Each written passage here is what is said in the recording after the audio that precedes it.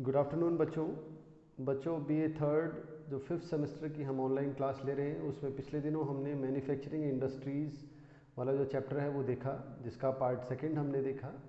उस part second के अंतर्गत मेजर इंडस्ट्रीज़ जिसमें आयरन इंडस्ट्री, टेक्सटाइल इंडस्ट्री को हमने उनका डिस्ट्रीब्यूशन देखा, मेजर रीजन्स देखे कि कहाँ कहाँ वो ऑपरेट करती हैं। इसी के साथ ही साथ हमने मेजर इंडस्ट्रियल रीजन्स यानी मेजर इंडस्ट्रियल एग्लोमेरेशंस की हमने स्टडी की वर्ल्ड ओवर कि कौन कौन से किस एरिया में प्रेवलेंट हैं। तो इस डाउट क्लियरिंग सेशन में जो आपके प्रश्न आए हैं हम कोशिश करेंगे उनके देखें क्या डिस्कस करते हैं उनको कि क्या क्या आपके प्रश्न हैं। तो सबसे पहले एक छात्र ने पूछा कि वेट लूजिंग इंडस्ट्री क्या होती है।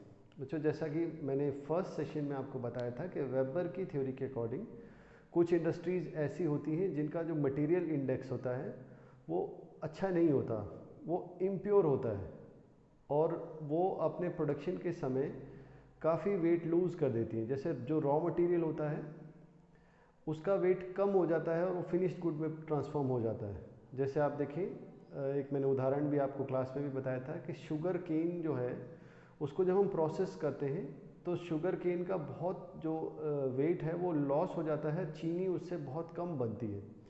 यानी जब हम चीनी बनाते हैं तो उसके लिए जो हम रॉ मटेरियल लेते हैं प्रोसेस करते समय उसका वेट बहुत कम हो जाता है। कुछ ऐसी इंडस्ट्रीज़ होती हैं जिनको हम वेट लूजिंग इंडस्ट्रीज़ कहते हैं। इसमें sugar industry, iron and steel industry, ये कुछ फेमस इंडस्ट्रीज़ हैं जिनको हम वेट लूजिंग कैटेगरी में क्लासीफाई करते हैं। वेट लूजिंग की जो सबसे बड़ी विशेषता होती है कि वेट लूजिंग इंडस्ट्री वेबर के थ्योरी के अकॉर्डिंग रिसोर्स साइट के पास लगती है, क्योंकि इनकी वेट लूजिंग की टेंडेंसी होती है। तो ये अपने जो रॉ मटेरियल है उसको ज़्यादा दूर तक ट्रांसपोर्ट नहीं करना चाहती, इसीलिए जहाँ ये लोकेट होती हैं वो रॉ मटेरियल की साइट होती है और इस तरह जितनी भी वेट लूजिंग है वो रॉ मटेरियल की साइट के पास लगती है। वहीं यदि हम दूसरी तरफ देखें तो कुछ इंडस्ट्रीज़ ऐसी होती हैं जिनको हम प्योर इंडस्ट्रीज़ कहते हैं, जिनका रॉ मटेरियल बिल्कुल प्योर होता है। ये ऐसी इंडस्ट्रीज़ होती हैं जो मार्केट साइड के पास लगना प्रेफर करती हैं, क्योंकि इनका वेट लूज जो रॉ मटेरियल है वो वेट लूजिंग नेचर का नहीं होता। तो ये आराम से कहीं भी अपने रॉ मटेरियल को ट्रांसपोर्ट कर सकती हैं और जिसके कारण ये ज़्यादातर इनकी प्रेफर्ड लोकेशन जो होती है वो मार्केट साइट ही होती है। वहीं हमने इस चैप्टर में देखा कि एक खास तरह की इंडस्ट्रीज़ होती हैं जिनको फुटलूज इंडस्ट्रीज़ कहते हैं। ये फुटलूज इंडस्ट्रीज़ वो इंडस्ट्रीज़ होती हैं जिनकी कोई लोकेशन प्रेफरेंस नहीं होती, ये कहीं भी लग जाती हैं, क्योंकि इनके लिए जो रॉ मटेरियल होता है वो इस प्रकार का होता है कि वो लाइट होता है, स्मॉल होता है और वो यूनिवर्सली ट्रांसपोर्ट किया जा सकता है। इनके जो लोकेशन के फैक्टर्स हैं उसमें सबसे इम्पॉर्टेंट होता है कि ट्रांसपोर्ट फैसिलिटी उपलब्ध होनी चाहिए, इंटरनेट फैसिलिटी होनी चाहिए और साथ ही साथ सपोर्टिव गवर्नमेंट पॉलिसीज़ होनी चाहिए जिससे ये इंडस्ट्रीज़ ग्रो कर पाएँ। तो इस तरह फुटलूज इंडस्ट्रीज़ वो इंडस्ट्रीज़ होती हैं जिनकी लोकेशन प्रेफरेंस नहीं होती, जिसमें घड़ी बनाने के उद्योग हैं या मोबाइल बनाने का उद्योग है या इस तरह की इंडस्ट्रीज़ हैं जिनको किसी भी प्रकार का रॉ मटेरियल नहीं चाहिए। जैसे बहुत सारी सर्विस प्रोवाइडर्स हैं, अगर हम उनको देखें तो वो जहाँ लोकेट होती हैं वहाँ पर उनके लिए रॉ मटेरियल के अलावा कुछ कंसिडरेशंस होती हैं जिन पे वो लोकेट होती हैं, इसलिए ऐसी इंडस्ट्रीज़ को हम फुटलूज इंडस्ट्रीज़ कहते हैं। हमने इस चैप्टर में देखा बच्चों के किस प्रकार आयरन एंड स्टील इंडस्ट्री जो है एक इम्पॉर्टेंट इंडस्ट्री है, क्योंकि इसको हम बेसिक इंडस्ट्री कहते हैं। ये दूसरी इंडस्ट्रीज़ को सपोर्ट प्रोवाइड करती है, इंफ्रास्ट्रक्चरल इंडस्ट्री है, इसी के ऊपर ही दूसरी इंडस्ट्रीज़ डेवलप करती हैं। तो जो आयरन एंड स्टील इंडस्ट्री है उसके बारे में आप सभी को पता होना चाहिए कि ये हमारी एक ऐसी इंडस्ट्री है जो वेट लूजिंग इंडस्ट्री है, यानी इसके प्रोडक्शन के लिए जो जो रॉ मटेरियल चाहिए, चाहे वो आयरन ओर हो, चाहे कोल हो, चाहे लाइमस्टोन हो, ये सभी के सभी जो हैं वेट लूजिंग नेचर के होते हैं। जो फिनिश्ड गुड होती है वो इनके वेट के कंपैरिजन में बहुत हल्की होती है, इसीलिए आप देखेंगे कि वर्ल्ड ओवर जहाँ जहाँ आयरन एंड स्टील इंडस्ट्री है वो सारी की सारी जो है रॉ मटेरियल साइट पर है।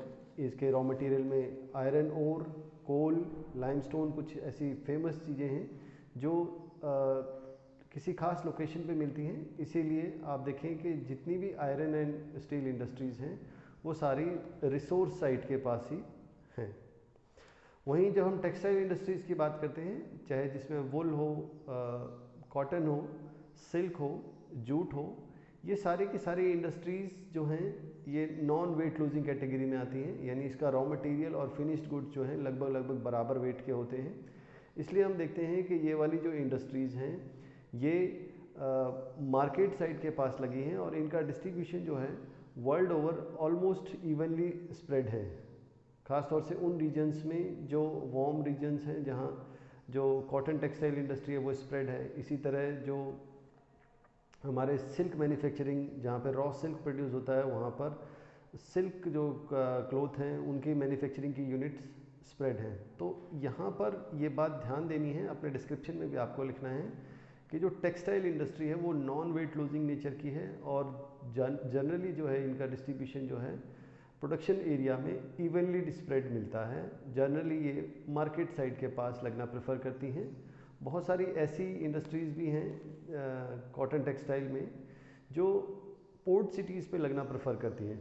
जैसे अगर इंडिया के उदाहरण करें तो बॉम्बे और बॉम्बे के आजू बाजू बहुत सारी ऐसी इंडस्ट्रीज़ हैं जो कॉटन टेक्सटाइल इंडस्ट्रीज़ हैं जो एक्सपोर्ट करने के लिए, उस मार्केट को कैप्चर करने के लिए पोर्ट पर हैं, क्योंकि पोर्ट पर आप सभी जानते हैं कि जो हमारा इंटरनेशनल ट्रेड है वो यहीं से होता है। 95% जो हमारा ट्रेड है वो ओशनिक ट्रेड होता है इंटरनेशनल, और यहाँ से एक्सपोर्ट करने की अच्छी फैसिलिटीज़ मिलती हैं। इसीलिए कुछ जो कॉटन टेक्सटाइल इंडस्ट्रीज़ हैं उनका कंसंट्रेशन जो है पोर्ट सिटीज़ की तरफ भी होता है। वहीं हमने देखा कि जूट जो है, एक छात्रा का प्रश्न ये आया कि जूट क्यों पश्चिम बंगाल में ज़्यादा होता है और क्यों दूसरी जगह इसका प्रोडक्शन नहीं किया जाता है। बच्चों, जैसा कि आप जानते हैं कि जूट एक बहुत ही सस्ता फाइब्रस क्रॉप है और इसकी मार्केट जो कॉस्ट होती है वो भी बहुत कम होती है। तो किसानों के लिए फिजिबल नहीं होता है कि किसान जो हैं इसमें बहुत ज़्यादा फर्टिलाइज़र्स का प्रयोग करें, क्योंकि एंड ऑफ द डे इसकी कीमत तो बहुत कम है। तो जनरली हम देखते हैं कि ये जो क्रॉप है ये उन एरियाज़ में उगाई जाती है जहाँ पहले से फर्टाइल सॉइल है। दूसरी बात, इस जो क्रॉप है इसके कल्टीवेशन के लिए स्टैंडिंग वाटर की भी आवश्यकता होती है। तो जिन जिन एरियाज़ में एम्पल वाटर अवेलेबल है, सपोर्टिंग के लिए इरिगेशन फैसिलिटीज़ उपलब्ध हैं, वहाँ सभी जगह ये उगाई जाती है। वेस्ट बंगाल में क्योंकि वहाँ पानी की कोई कमी नहीं है, रिवर्स हैं और रेनफॉल भी अच्छी होती है, जिसके कारण वहाँ पर वेस्ट बंगाल या बांग्लादेश ये ऐसे रीजन्स हैं जहाँ पे ज़्यादा रेनफॉल होने के कारण और फर्टाइल एलुवियल सॉइल होने के कारण जो हमारा जूट का एरिया है वो इसी जगह कंसंट्रेटेड है। एक और प्रश्न आया बच्चों कि इंडस्ट्रियल एग्लोमेरेशन क्या होता है। बच्चों, मैंने पहले भी बताया था कि इंडस्ट्रियल एग्लोमेरेशन वो एरियाज़ होते हैं जहाँ पर कुछ इंडस्ट्रीज़ आपस में एक साथ इंटरनल बॉन्डिंग होने के कारण, क्योंकि उनकी फॉरवर्ड एंड बैकवर्ड लिंकेजेस होती हैं, वो रॉ मटेरियल जो प्रोड्यूस करती हैं या जो फिनिश्ड गुड प्रोड्यूस करती हैं वो दूसरे के लिए रॉ मटेरियल होता है। तो इस तरह उनमें एक एसोसिएशन होता है फॉरवर्ड एंड बैकवर्ड, जिसके कारण बहुत सारी इंडस्ट्रीज़ एक साथ लोकेटेड हो जाती हैं। ये जो इंडस्ट्रीज़ होती हैं ये ऑक्सिलरी इंडस्ट्रीज़ होती हैं, क्योंकि वो एक दूसरे पे डिपेंडेंट होती हैं, और जो रीजन इमर्ज होके आता है उसको हम इंडस्ट्रियल रीजन कहते हैं।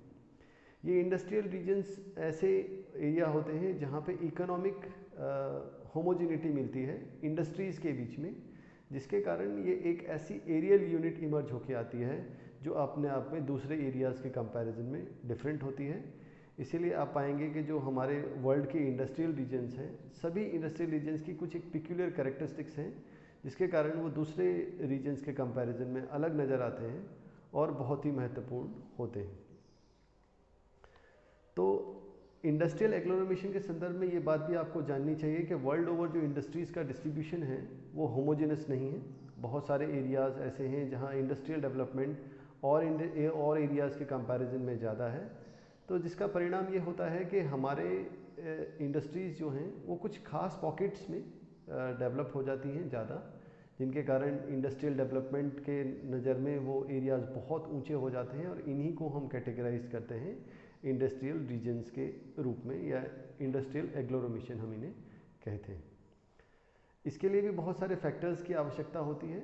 जितने भी इंडस्ट्रीज़ लगती हैं उनके कुछ कॉमन गोल्स होते हैं, कुछ कॉमन फैक्टर्स होते हैं जो अगर हैं तो वो दूसरी इंडस्ट्रीज़ के वहाँ ग्रो करने में को भी प्रमोट करते हैं। जैसे इलेक्ट्रिसिटी है, ट्रांसपोर्ट कम्युनिकेशन है, बैंकिंग फैसिलिटी है एंड सपोर्टिव गवर्नमेंट पॉलिसीज़ हैं।